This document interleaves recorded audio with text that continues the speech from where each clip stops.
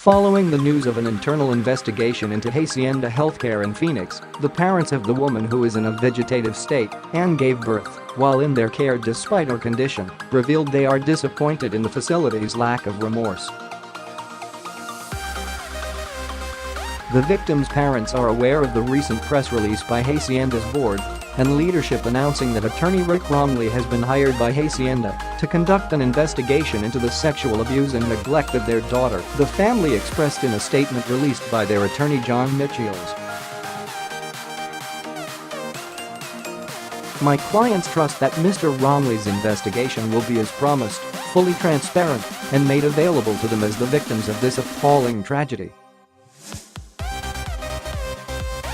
My clients also hope Mr. Romley's investigation will result in the changes at Hacienda necessary to prevent further abuse and neglect of its patients."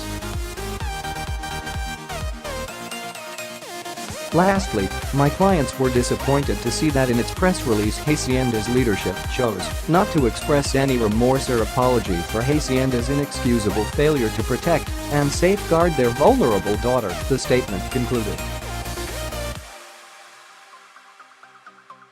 At a press conference Monday, former Maricopa County Attorney Rick Romley said he was hired by the company to do an independent review of the facts and circumstances surrounding the birth of the baby as the result of a sexual assault. "We've got a number of patients, some of the most vulnerable in our society," said Romley. "They need to be taken care of, and there needs to be assurances that this organization is going to do everything that it takes to correct the horrendous facts that led up to the impregnation of the young woman." Romley, who will be assisted by an independent healthcare professional, says his first priority will be to look at the facility's security to make sure this never happens again. The patient, who has been identified as a 29-year-old member of the San Carlos Apache tribe, gave birth on December 29 at the facility. She had been under the care of the facility since she was between ages 2-3, according to court documents obtained by People. According to the documents, she lacks sufficient understanding and mental capacity to make decisions or give consents for her medical, placement or financial estate and suffers from quadriplegia, recurrent pneumonia and a seizure disorder.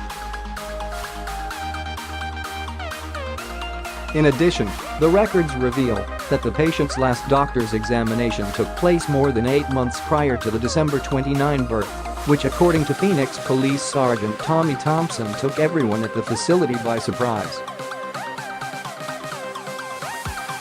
Thompson told People, "It's my impression that the staff there had no clue that this lady was having a baby," adding that she was quite a ways along before she had a natural birth. Phoenix police have launched a criminal investigation into the sexual assault, but have not made any arrests in the case. The baby, who is now almost weeks old, and his mother are currently recovering at a local hospital.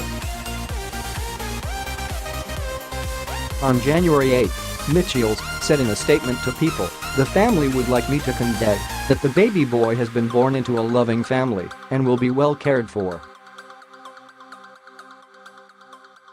Romley's review, he says, will also include interviews with the staff doctors. "We all understand what the questions are," he says. "We all understand how could this have not been identified earlier? What happened here? All of those things I'm going to try to ferret out." Asked if he thought the possible assailant would be identified, Romley responded, "I cannot give you that. I know this is kind of the ultimate detective story of whodunit. I just hope and pray, quite frankly, the person's a little sick."